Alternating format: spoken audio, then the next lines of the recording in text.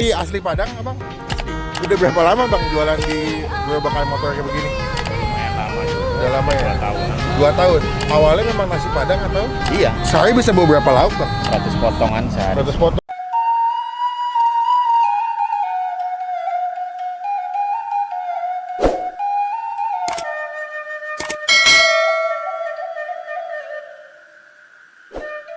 Assalamualaikum warahmatullahi wabarakatuh. Bersobo balik kita dun sana kesedonyo di Minang Mustika Jaya Channel. Sebelumnya ambo doakan semoga dun sana kesedonyo selalu berada dalam lindungan Allah Subhanahu wa taala dan diberi kesehatan dan kelimpahan rezeki. Amin ya rabbal alamin. Baik di sana lah kita lihat cuplikan video pendek tadi, yakni berita yang sedang viral adanya pedagang nasi Padang keliling yang berdagang yang menggalih kendaraan roda 2 yang mana ditabuikan dalam berita yang diliput merdeka.com tersebut, yaitu di wilayah Kebayoran, Jakarta Selatan.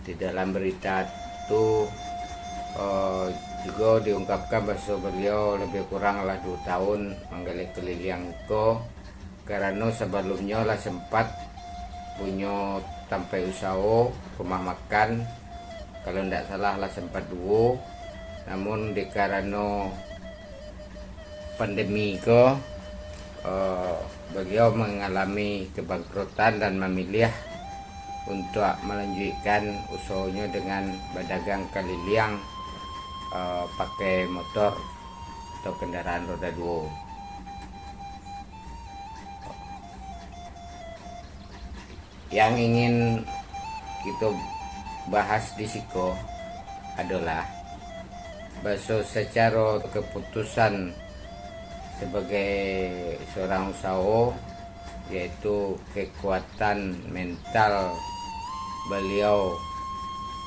sebagai pengusaha rumah makan, di mana setelah bangkrutnya usaha beliau banting setir dengan memutuskan untuk berkeliling dengan motor. Ya, ini kalau istilah orang cepui bola. Iko di hal marketing tentu sangat baik dan sangat rancak, merupakan strategi yang jitu pulau dalam pengambilan keputusan beliau. Namun sebagai profesional di bidang internet marketing, ambo mencari keputusan rancak, namun talie bahasa orang kita kurang memahami ilmu kekinian yang berhubungan dengan teknologi yang merupakan wadah atau wahana untuk berdagang, untuk menggalih di zaman kini ke, yakni yang disebut orang menggalih online.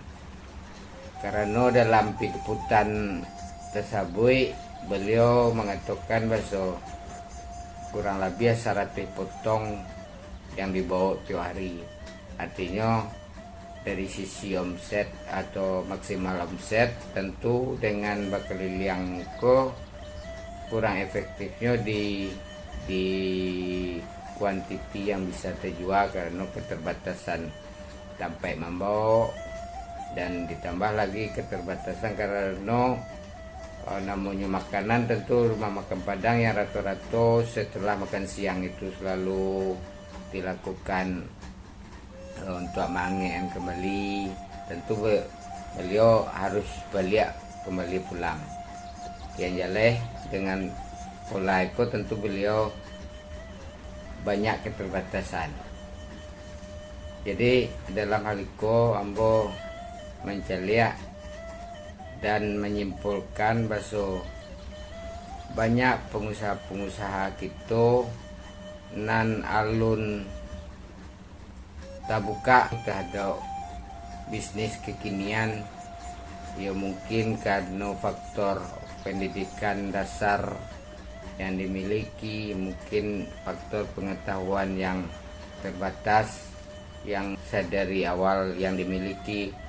Namun hal itu jelas merupakan kekurangan dari pedagang-pedagang itu secara umumnya, karena kata orang tahun batuka musim berganti, masuk berubah zaman baraliah. Tentu seharusnya kita bisa mengikuti perkembangan-perkembangan yang terjadi di dunia saya kini ko. Jadi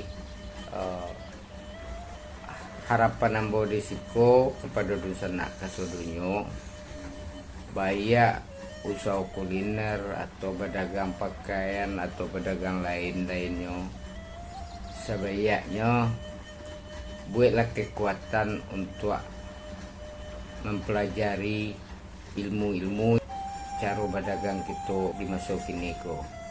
Jadi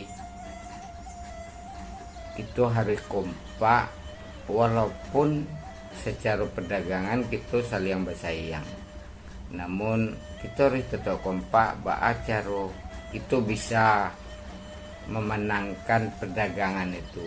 Kalau menggalih berdake-dakean, yo seharusnya kita bangga saja bahwa bisa di wilayah itu kita yang masui tidak saling malah bermusuhan, karena itu merupakan bukan rasio lagi bagi kita di perantauan.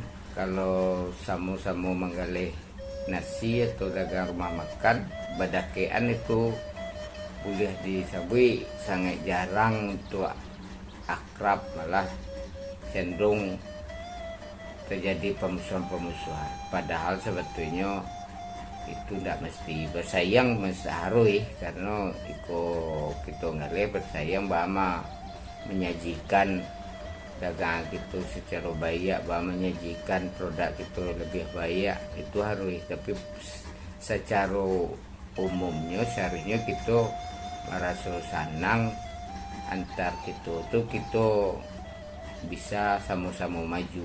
Itu harus perlu kita sadari. Kalau soal rezeki itu Tuhan Allah itu tidak habis-habis sebetulnya. Jadi itu harus disadari kembali. Jadi tidak perlu kita yang bermusuhan antar kita di perantauan. Banyak yang bisa lihat tuh, kalau lah menggalih sama di wilayah yang radius yang berdekatan, barangnya cuma barang harga doang. Itu kelemahan dan membuat itu semakin tinggalan dibanding yang orang-orang lain dalam menggalih.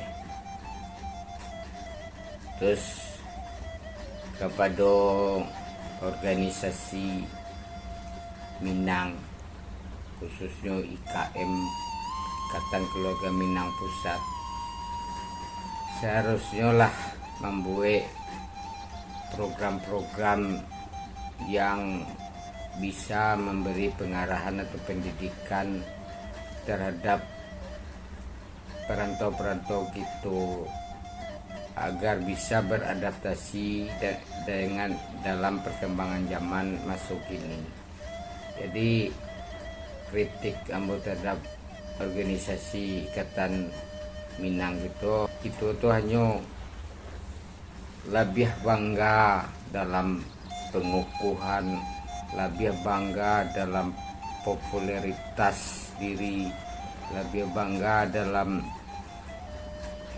penampilan di pentas, tapi kita tidak berusaha untuk menciptakan program-program yang membuat dunsana kita atau perantau-perantau Minang bisa lebih berkembang, lebih maju dalam usahanya. Jadi harapan ambo terhadap organisasi Minang baik per wilayah maupun mungkin dari pusat sendiri bisa membuat program-program kerja yang menciptakan ilmu-ilmu babisnis atau berdagang yang bisa diterapkan dalam menghadapi kondisi-kondisi yang terjadi saat ini. Jadi ada lihat program IKM pusat mengirim banner-banner IKM rumah makan Padang dengan misi besok itu rumah makan berlisensi IKM asli. Terus ada lagi kini pengiriman kalender-kalender IKM ke wilayah-wilayah. Mohon maaf, mungkin pada masa dulu hal-hal seperti itu sesuatu yang luar biasa. Tapi kalau untuk zaman kini kita sabilah kalender. Mungkin orang Allah hendak mencari kalender di dinding gini adalah karena apa digital di handphone segala macam ada kalender. Jadi kritik anggota ada organisasi Minang Allah seharusnya berbenah dengan program-program yang membuat perantau-perantau Minang itu semakin kuat, semakin sukses dalam usahanya. Jadi basis data setiap organisasi itulah seharusnya kita perkuat sehingga kita bisa mengoptimalkan dulu generasi-generasi muda kita yang punya keilmuan kekinian yang bisa membantu menjadi mentor atau guru-guru untuk anak-anak kita yang tidak paham soal bisnis kekinian tersebut. Mungkin karena anak kita tidak sempat mempelajari hal itu, mempelajari teknologi. Sementara anak-anak kita yang sedang bersekolah berkuliah mereka memahami dan mengerti, hingga bahwa kita bisa mengarahkan untuk mereka bisa membantu kita dalam usaha.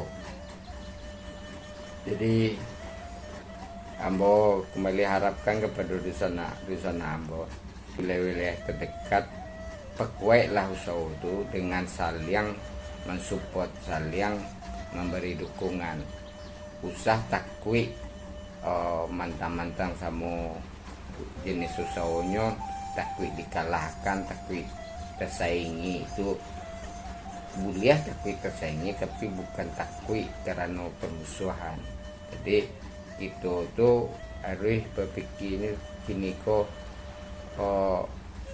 semacam itu, karena bocah lihat khususnya rumah makan Padang banyak yang terlalu memasukkan diri membuka rumah makan Padang tuh artinya dengan konsep serba yang sebut orang konsep paket yang kalau di grup-grup rumah makan banyak petikan-petikan.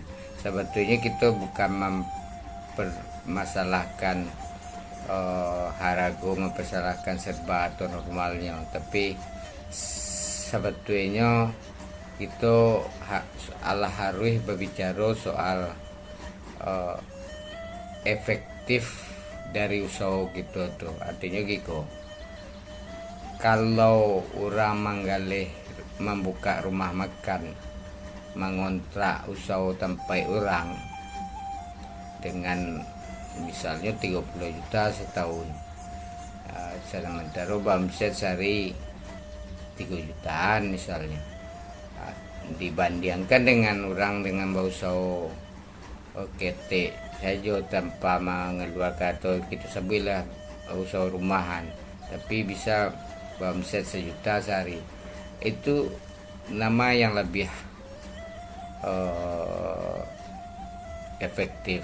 Hal itu harus dikaji zaman gini, harus dihitung, harus diperhitungkan.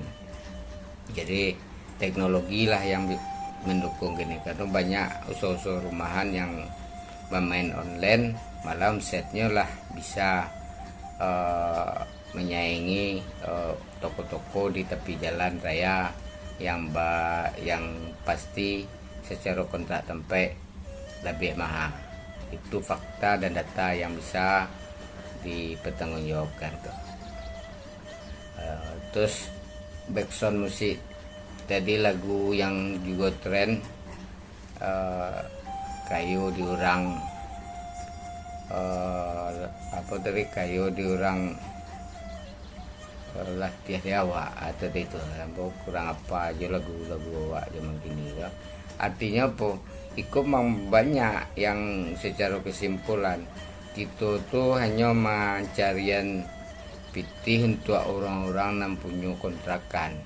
Artinya gitu, secara hasil kontrak gadang, kontrak mahal, tapi hasil yang kita dapatkan tidak banyak, malah kontrak setahun per tahun yang kita bayarkan yang lebih begadang. Halko harus kita ubah mindset kita sendiri. Kalau mau anjurkan dari Pilpado kita buka rumah makan tidak terlalu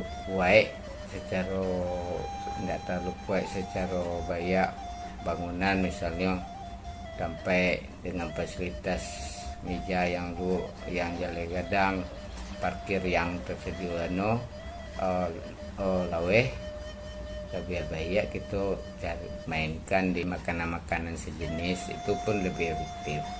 Banyak sate padang yang dengan gerobak omsetnya rumah makan yang berkontrak puluhan juta, itu data terutama yang mereka juga aktif di dunia online ya. Jadi bagi desa Nambu, mari kita sama-sama buka mindset kita dalam menghadapi bisnis zaman kekinian ko. Jadi itu cerita yang bisa kita sharing dalam video ko. Silakan beri komentar, mungkin kita bisa diskusikan di kolom komentar, karena ada juga yang mengatakan mungkin online itu lun manga-manga, alun ada membantu omset, itu salah besar. Mungkin onlinenya sekedar daftar online saja, tentu juga nggak akan efektif. Harus diolah di online, harus diperhatikan juga, itu akan bisa menghasilkan efektif. Semoga di sana bisa lebih berkembang. Semoga video go menjadi pembuka pikiran untuk kemajuan yang lebih efektif. Mohon maaf atas segala kekurangannya. Wassalamualaikum warahmatullahi wabarakatuh.